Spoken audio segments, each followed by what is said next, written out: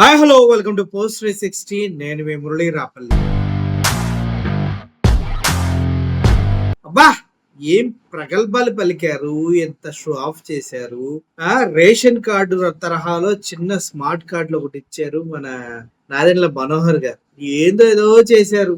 PDS rice ఇక తరలింపబడవు, అక్రమంగా రవాణా జరగవు, వేస్ట్ అవ్వవు అని ఎన్నో సొల్లు కబుర్లు చాలా చెప్పాడు ఆయన. ప్రతి ఒక్కడికి ఎలా ఉంటుందంటే, ఇనేవాడు ఎర్రోడైతే చెప్పేవాడు సూపర్ మ్యాన్ అని బోల్డ్ కబుర్లు చెప్తూ ఉంటారు. అటు పవన్ కళ్యాణ్ గారు, ఇటు నారదన మనోహరు కబుర్లు చెప్పి చెప్పి చెప్పి మనం ఇని ఇని ఎర్రిపప్పులు అయిపోయి కూర్చోవాల్సింది తప్పించి వేరే మార్గాలు ఏం కనిపించట్లేదు. ఎందుకంటే స్వతహాగా వీళ్ళ ప్రకటించుకుంటారు, మేమే తెలివిగల్లా వాళ్ళ, మేమే గొప్ప వాళ్ళం అని. అబ్బో, ఎన్ని చెప్తారో అసలు. ఇకపైన పీడిఎస్ ప్రియం అక్రమ రవాణా అవ్వదు, మేము ఇచ్చిన స్మార్ట్ కార్డులో అందుట్లో డేటా మొత్తం ఏంది బొక్క ఏంది.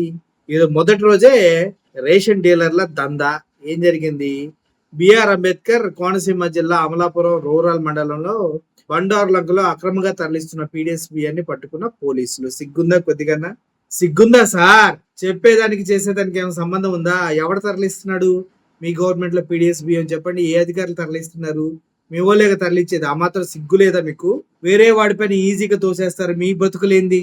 అమలాపురంలో పీడిఎస్ బియ్యం తరలిస్తున్నారంటే ఏం పీగుతారు మీరు? చెప్పండి. ట్రక్కుల్లో తరలిస్తున్న 40 బస్తాలు, 40 బస్తాలు దగ్గర దగ్గర 2000 కేజీలు అంటారు.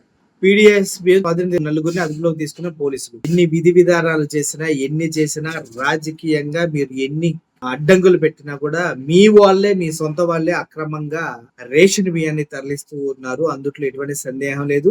మీ గవర్నమెంట్ లో జరుగుతుంది ఏంటంటే, పండిత పుత్ర పరమ సుంఠ అన్నట్టు మీరు పండితులని ఫీల్ అయిపోయి మీరు చేసే విధి విధానాలు ఎంత సుంటల విధి విధానాల్లో ఉన్నాయి అనేది ఒకసారి ఆలోచించండి. ఎదుటి వాడిపైన నిందేసి చీజ్ ద షిప్ అంటూ ప్రగల్భాలు పలికి అక్కడ ఏదీ లేదని తెలిసిన తర్వాత ఎదురు డబ్బులు ఇచ్చి షిప్ ని వదిలించుకున్నాను చూడండి. దగ్గర దగ్గర 3 కోట్లు 4 కోట్లు ఎదురు కట్టించేసి ఆ షిప్ ను వదిలించుకున్నాను చూడండి. అది మన బ్రతుకు. ఇప్పుడు ఏదో కొత్త విధి విధానాలు, కార్డులు తీసుకొచ్చే ఇక కావు సొల్లు కబుర్లు చాలా చెప్పారు పాపం పౌర సరఫరాల శాఖ మంత్రి గారు. సార్, ఇప్పుడు ఏమంటారు మరి? పీడిఎస్ బియ్యం తరలించడానికి మన తారతమ్య భేదాలు లేవు. వెనకుంది మన వాళ్ళే. ముందు ముసుగు తీసి కళ్ళు తెరిచి పాలు తాగండి, అప్పుడు అర్థమవుతుంది. పిల్లిలాగా కళ్ళు మూసుకొని పాలు తాగుతూ నన్ను ఎవరు చూడట్లేదు, మేము చేసేది ఎవరు గమనించట్లేదు అనుకోకండి. ఎందుకంటే ప్రతి ఒక్కటి కూటమి ప్రభుత్వం అండదండలు లేకుండా, కూటమి నాయకుల వేలు లేకుండా ఏ పీడిఎస్ బియ్యం ఒక్క గింజ కూడా బోర్డర్ దాటం లేదు. అది తెలుసుకోండి ఫస్ట్. ఇంటి దొంగని ఈశ్వరుడైనా పట్టుకోలేరు అంటారు, కానీ మీ ఇంట్లో ఉన్నటువంటి దొంగల్ని ఫస్ట్ మీరు పట్టుకోండి, వాళ్ళని శిక్షించండి, ఆ తర్వాత ప్రపంచం మీద పడండి. విధి విధానాలు మార్చాము, ఏదో రెవల్యూషన్స్ తీసుకొచ్చాను గొప్ప కబుర్లు చెప్పుకోళ్ళు సొటారం కబుర్లు మాకు చెప్పడం కాదు.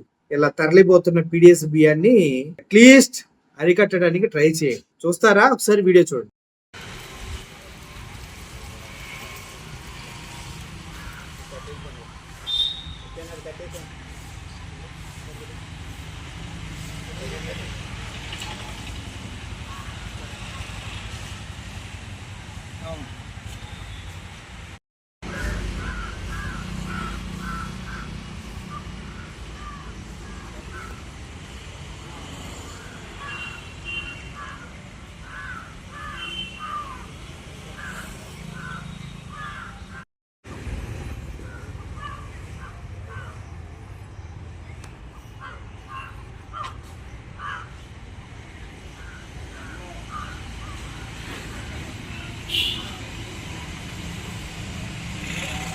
అన్నా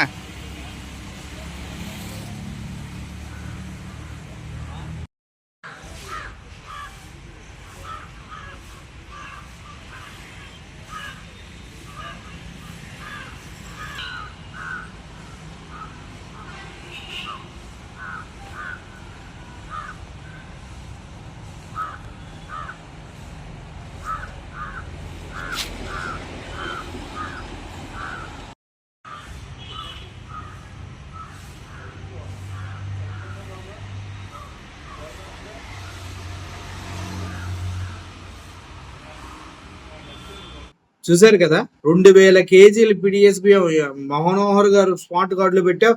ఇకపై ఎవడు గింజు కూడా తీసుకెళ్ళాడని చెప్పాడుగా, ఆ మొదటి రోజే ఇది జరిగింది. బాబు గ్రో అప్ ఇన్సైడ్. మనకేదో కొద్దిగా నాలెడ్జ్ ఉందని ప్రజలంతా నమ్ముతూ ఉన్నారు.